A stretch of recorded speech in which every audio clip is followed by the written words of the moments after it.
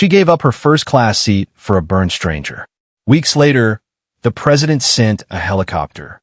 Elena Torres couldn't believe her eyes. Just days ago, she was sitting behind her worn-out desk at Global Horizons Travel, planning honeymoons to Santorini and luxury safaris in Kenya she'd never afford herself. Now, she was standing at the front of Gate 17 with a crisp first-class boarding pass in her hand, the kind of ticket she had booked for dozens of clients but never imagined holding. It felt surreal. Not just the seat number embossed in gold letters or the sleek leather tag dangling from her carry-on, but the simple fact that this moment belonged to her. After years of making other people's dreams come true, someone had finally made one of hers real. And all it had taken was a quiet act of kindness among coworkers who understood how much this trip meant to her. Elena wasn't a VIP or influencer or anyone who got upgraded on a whim. She was a behind-the-scenes fixer, a name at the bottom of confirmation emails, the woman who knew the layout of every first-class cabin but had never stepped foot in one. Until today.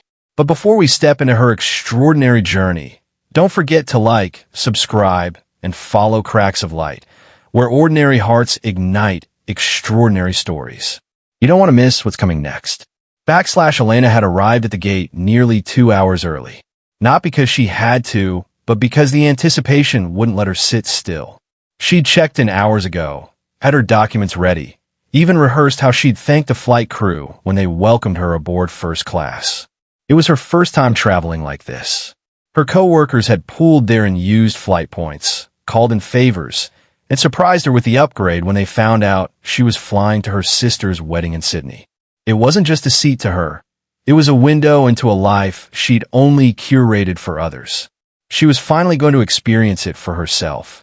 She adjusted the strap on her modest carry-on, bought just for the occasion, and glanced around the terminal, trying to soak in every detail. That's when she noticed him, sitting by the window near the far corner of the waiting area. Alone. Still, people gave him a wide berth, and once Elena looked closer, she understood why. The right side of his face was marked by old, severe burns. Skin that had pulled tight over his jawline and neck, twisted and gnarled in places. His hands bore similar scars. Fingers curled slightly as he clutched a simple black bag on his lap. He wasn't bothering anyone, wasn't asking for help, just sitting there, quiet, gazing through the glass at nothing in particular. A few feet away, a mother subtly shifted her children to different seats. A man in a suit looked like he might sit beside him, but changed his mind at the last second and walked away, pretending to take a phone call. No one said anything cruel, but they didn't have to. Their avoidance spoke loudly enough. Elena didn't mean to stare, but something in his posture triggered a memory. Her father, after the stroke. The way he sat on buses or in waiting rooms, pretending not to notice when people avoided eye contact. That same silent armor. That same look of practiced invisibility. Her father had called it being politely unseen. She hated seeing that expression on someone else. Her name was soon called to board with first-class passengers. She grabbed her bag and walked past the man as she approached the gate. Just then, he dropped something. A small toiletry kit had slipped from his bag and scattered across the floor. Several people noticed. No one stopped. Elena did. She knelt down, picked up the items, travel toothbrush, comb, a small pack of tissues, and returned them carefully. "Thank you," he said, his voice steady but quiet, almost surprised. "Of course," she replied, then noticed his boarding pass resting on the floor beside his foot. She picked it up too, glanced at the seat number out of habit. 42D coach. Middle seat. All the way in the back. The image hit her harder than expected. 14 hours in the air, wedged between strangers, with skin that likely ached from even the lightest contact. The heat. The lack of space. She looked down at her own boarding pass. 2A. Lie flat seat. Champagne. Silence. She thought of her coworkers, their kindness. She thought of how long she dreamed of this. She thought of her dad again. And before her brain could stop her, her mouth spoke. Would you like to trade seats with me?" He blinked. "I'm sorry. I'm in first class. I think you could probably use the space more than I could." His brow furrowed. "That's incredibly kind of you, but I couldn't accept." "I insist," she said quickly, holding out the boarding pass. Please. There was a long pause. She didn't expect him to cry or gush. But the way his eyes flickered, not with gratitude, but recognition, hit her unexpectedly. As if he remembered, just for a moment, what it felt like to be seen. To not be avoided. To be offered something just because. He took the ticket slowly, carefully, like it might vanish. I don't know what to say. You don't have to say anything, Elena replied. Just enjoy the flight.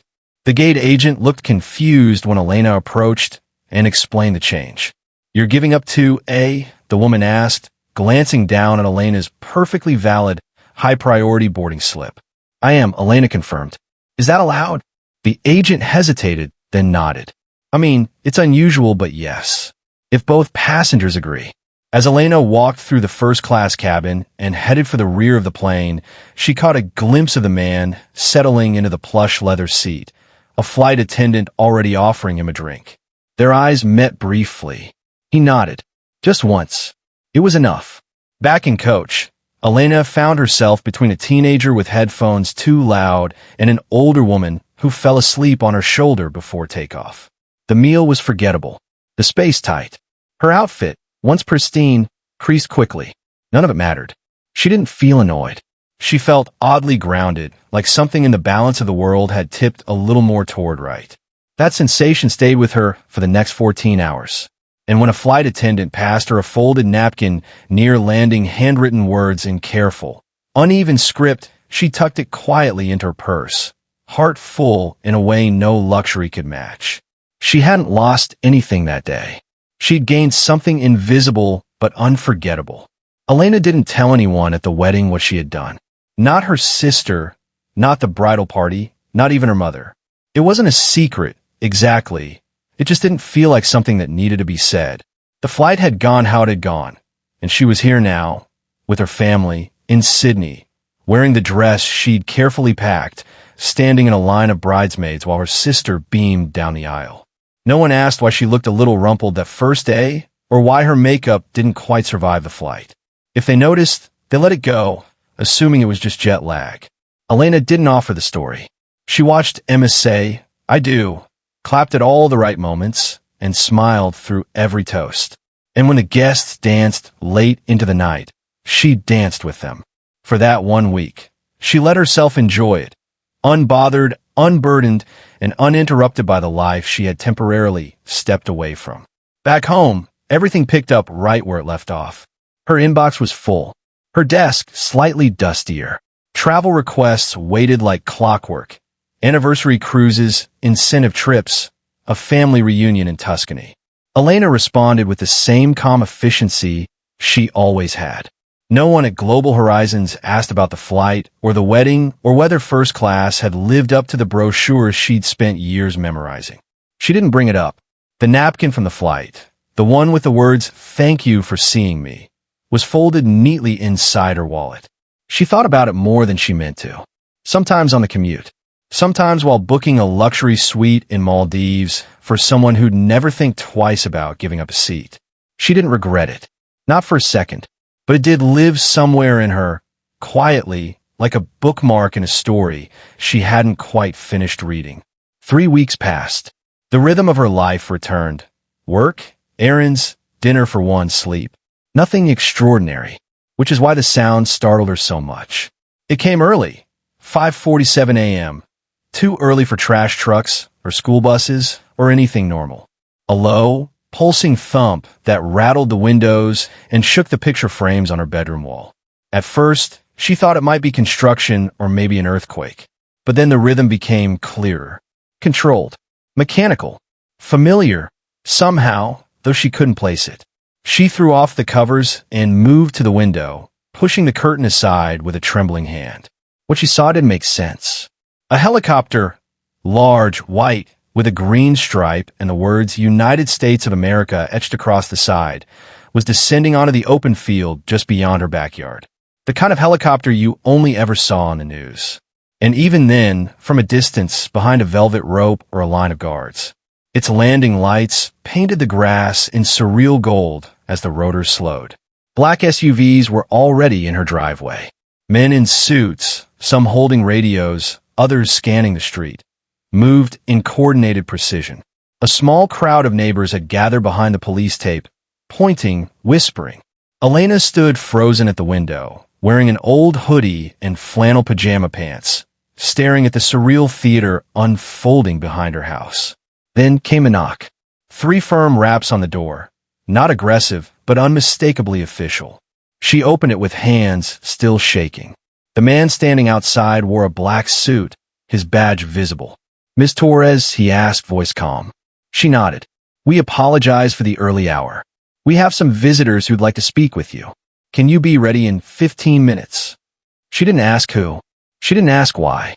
Something in his tone made the question irrelevant. She got dressed like a woman half dreaming, pulling on jeans and a clean sweater, brushing her hair in quick strokes. When she stepped outside, escorted by agents, the sun had barely cleared the horizon. That's when she saw him, standing near the helicopter in full military dress. Medals gleaming, cap low over his brow. But the scars, though she recognized immediately. Colonel Aiden Mercer. Elena's breath caught, not from fear, but the surreal logic of it all. The man she'd last seen disappearing into a sea of travelers at a Sydney airport, now standing in her backyard with military personnel, armored vehicles, and the kind of presence that made neighbors whisper. He walked toward her, expression soft, one hand extended. "Ms. Torres," he said, "I believe I owe you a proper introduction." Elena barely remembered walking down the steps of her porch. Everything after the knock felt like a sequence of images in a dream she wasn't quite awake for.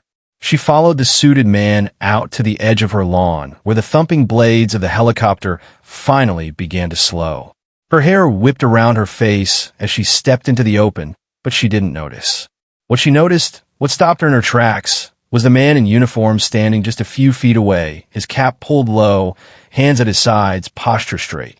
Even before he looked up, she knew. The shape of the scars hadn't changed. Neither had the quiet presence he carried with him like a shadow. Aiden Mercer, the stranger from the plane. Only he wasn't a stranger anymore. He stepped forward with quiet confidence, extending his hand, and the moment his eyes met hers, the rest of the world blurred into silence. "Ms. Torres," he said, his voice steady, formal, but unmistakably warm. "We met on a flight to Sydney a few weeks ago, though I didn't properly introduce myself then." She shook his hand, barely managing a nod. He continued, "I'm Colonel Aiden Mercer, United States Army Special Operations Command. Elena blinked. There were a dozen questions swirling behind her eyes, but none of them made it to her mouth. He gestured gently toward the field behind her. "I hope you'll forgive the unexpected arrival, but this is long overdue." He began to explain. 3 years earlier, Mercer's unit had been deployed on a classified mission overseas, a rescue operation that went sideways. His men had been trapped inside a burning compound, surrounded by hostile forces. Mercer led the extraction himself. Every soldier made out alive. Except him. At least, not the same version of him. The flames had taken most of the right side of his body before the final wall collapsed and help pulled him free. The months that followed were pain, silence, and skin grafts. Surgeons did what they could. The rest was his to carry. By the time I boarded that flight, he said, I'd learned how to disappear in plain sight. I stopped expecting kindness. I stopped waiting for it. He looked at her. Until you. He told her about the moment she offered her seat. About how, in that instant, she didn't see the burns or the scars. She saw him. It wasn't the luxury of the seat that moved him. It was what the gesture represented. Dignity, humanity, normalcy. Things no one had handed him in a long time without hesitation. 3 days after he returned from Australia, Mercer received the Medal of Honor at the White House. During his acceptance speech, he spoke not of tactics or bravery, but of the woman on the plane who changed something in him, who reminded him that worth wasn't erased by disfigurement, that being seen, truly seen, could mend what skin grafts never could. He paused then, reaching into his pocket, pulling out a folded note. You probably don't remember this, he said, handing it to her, but this was the napkin I wrote on during that flight. I didn't think it mattered, but when I saw you again today, I thought maybe you should know how much it did. Elena opened it. The handwriting was the same, careful, slightly unsteady, just like she remembered. "Thank you for seeing me." Mercer wasn't finished. Behind him, the helicopter door opened, and a uniformed officer stepped out, speaking briefly into a headset. "We'd like to show you something," Mercer said, his voice softer now. "If you have time." She followed him without thinking. The interior of Marine One was unlike anything she had imagined. Clean, precise, military luxury. But Elena barely registered the details. Her mind was still catching up. She was sitting across from a man who weeks ago had been a nameless passenger in pain, and now sat as a decorated war hero, telling her she had helped heal something invisible. As they lifted off, he explained the rest. The First Lady had been in the audience that day. She heard the story, asked to know more. When she found out Elena was a travel agent who'd never flown first class before that day, she made a call. "The president believed your kindness was the kind of thing this country should honor," Mercer said. "Not with medals or press conferences, with something meaningful, something real." Elena stared at him. "This is real." He smiled, the expression imperfect but deeply sincere. "And it's just the beginning." Elena didn't ask many questions as the helicopter crossed the coastline and banked out over the ocean. Part of her still believed she might wake up at any second, back in her bed, late for work. This whole thing just a dream stitched together by too many travel itineraries and one unusually meaningful act of kindness. But the hum of the rotors was real, and so was the uniformed colonel across from her, and the fact that the aircraft she was riding in was the actual Marine One. It didn't matter that her sweater was 2 years old or that she hadn't washed her hair that morning. For once, none of that mattered. The next stop was Andrews Air Force Base, and from there, things only got more surreal. A military-grade Gulfstream jet, more polished and luxurious than any first-class cabin she'd ever booked for a client, waited for her on the tarmac. Elena stood silently for a moment before stepping on board, letting the weight of it sink in. The polished wood, the leather seats, the view through the oval window, it was everything her clients always raved about, everything she had described so many times without ever experiencing. Colonel Mercer sat beside her as the jet taxied down the runway. "We're going to Hawaii," he said simply, as if that was a normal sentence. "To a place called Hale, Koa. It's usually reserved for high-ranking military families and visiting dignitaries. But this time, they made an exception." Elena didn't speak for a moment. She couldn't. She just nodded and looked out the window, the clouds giving way to a different kind of sky. When they landed, she was welcomed with a level of respect that she still didn't feel entirely worthy of. It wasn't just the crisp uniforms or the salutes. It was the tone of every voice, the quiet weight of every handshake. People knew who she was, or at least what she'd done, and they treated her like someone who mattered. The suite was ocean-facing and larger than her entire apartment. She didn't ask what it cost. No one brought it up. A private folder of activities had been left for her on the nightstand. Everything already arranged, everything perfectly timed. The first morning, a Navy captain met her at the resort's entrance for a private tour of Pearl Harbor. They didn't go through the public route. They boarded a restricted access vessel and pulled up to the USS Arizona Memorial from a private angle reserved for diplomats and military families. "Why me?" she finally asked, watching the sunlight dance across the water. The captain didn't give a rehearsed answer. "You reminded one of our own what it felt like to be seen again. That matters." In the days that followed, Elena experienced things she had only ever built into someone else's itinerary. A military helicopter tour took her over sacred ground, areas completely off limits to civilians, where waterfalls poured through untouched forests and mountain ridges rose like something out of another world. One pilot handed her a headset mid-flight and pointed toward a stretch of dense green on the far side of the island. "That's where the colonel likes to go," he said. "He went there after his final surgery. Told us it helped him feel whole again." She didn't ask what had happened during that surgery. She didn't need to. Every hour in Hawaii felt like a gift wrapped inside another gift.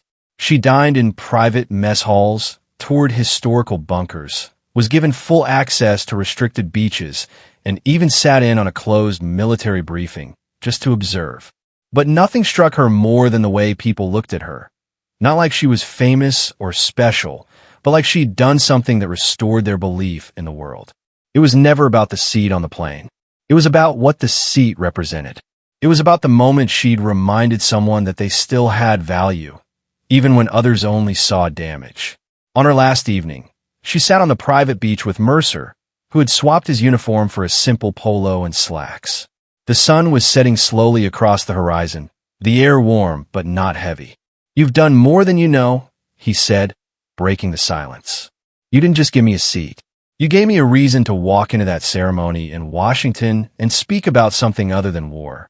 You gave the First Lady a reason to pick up the phone. And you gave a lot of people, soldiers, families, people like me, a reminder that strangers can still be decent." She didn't respond with words. She just nodded, blinking against the weight of his voice and the sincerity in his eyes.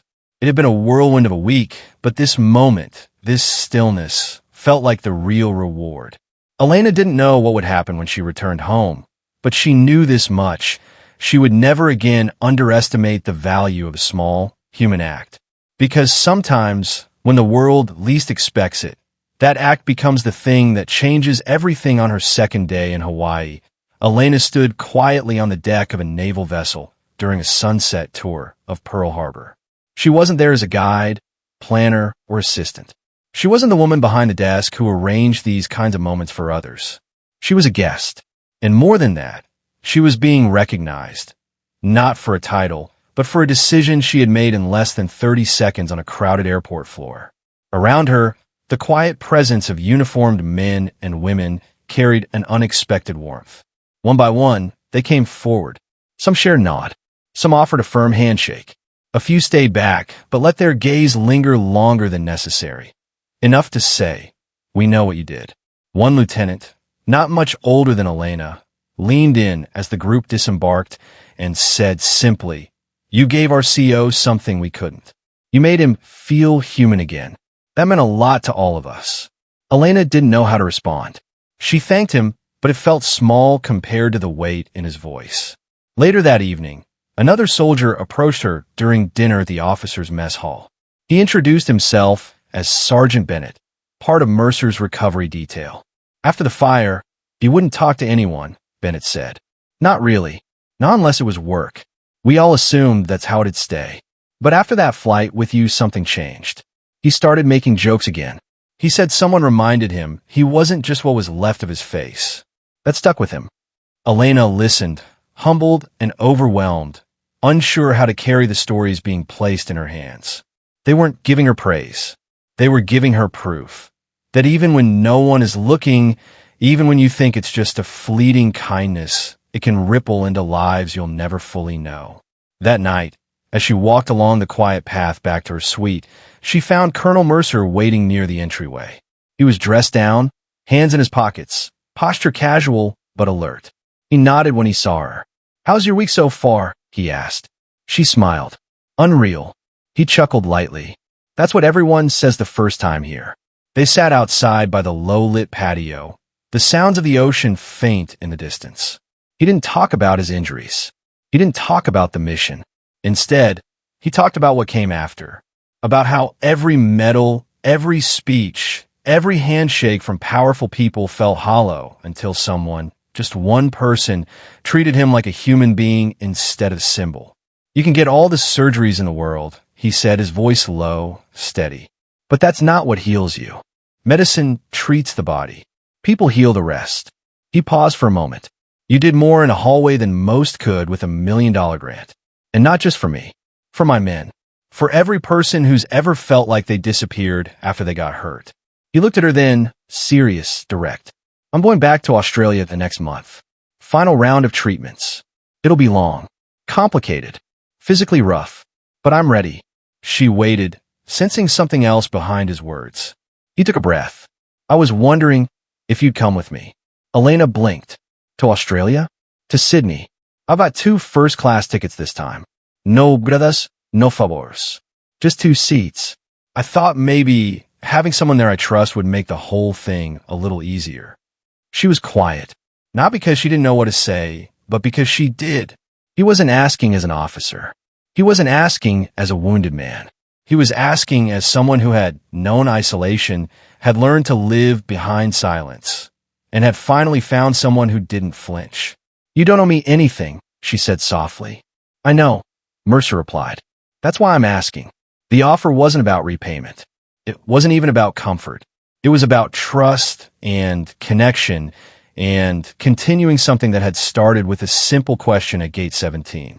Elena nodded, the answer already in her chest before it left her lips. "I'd be honored." The second flight to Sydney was different in every way. There were no nerves this time, no obsessing over outfits or researching menus. Elena walked onto the plane with calm familiarity, dressed simply, carrying no expectations, only quiet gratitude. Colonel Mercer sat beside her in 2B. The seats were spacious, the champagne was cold, but neither of them cared much for the extras. What mattered was the unspoken comfort between them. This time, she wasn't giving up a seat. She was accepting an invitation. She wasn't a planner or a bystander to someone else's story. She was part of it. Mercer rested easier on this flight, not because the seat was softer, but because Elena was there. They talked about everything and nothing, about family, small regrets, plans for after the treatments. And when they landed, it wasn't about grand gestures. It was just two people walking off a plane into a new chapter neither of them had imagined weeks earlier. For the next several days, Elena stayed near the clinic. Mercer underwent his final procedures, and she was there every morning when he walked in, every evening when he came out. The nurses knew her name. The doctors trusted her with updates. And when the process was finally complete, when Mercer looked in the mirror and saw not a stranger, but a survivor, Elena was the first to hear him say, "It's enough." They didn't celebrate with parties. They took a quiet walk by the harbor. He told her that he planned to retire from field duty, not because of the scars, but because he finally felt like he'd come full circle. And then he gave her a gift. It was a small wooden box, plain on the outside. Inside was a scale model of Marine One, carefully mounted, polished, with a brass plate beneath it. A folded card sat next to it. Just 8 words written in strong, deliberate handwriting. "Kindness is the real luxury. Thank you." Elena held the box for a long time before closing it. Not because it was heavy, but because it meant something no itinerary or bonus ever could. Back home, she returned to work. Same desk, same clients, same brochures. But something had changed. She didn't envy the dream vacations she booked. She didn't resent the people living them. Because now, she had her own story, one that had nothing to do with money, status, or luxury. It was about a seat, a stranger, and a decision that became a turning point. And when new clients walked Ines Gang about first-class cabins or private tours, she told them, with a smile, that sometimes the best stories don't come from where you go, but from what you give. And sitting on her desk, next to all the glossy postcards and travel guides, was the model helicopter. Visitors often asked what it meant, and Elena always answered the same way. "That one reminds me of who I am when I choose to do the right thing, even when no one's watching." If this story moved you, share it with someone who needs it. And don't forget, kindness costs nothing, but it changes everything. Tap the like button, leave us a comment below, and make sure to subscribe to Cracks of Light for more true stories that prove even a small act can spark something unforgettable.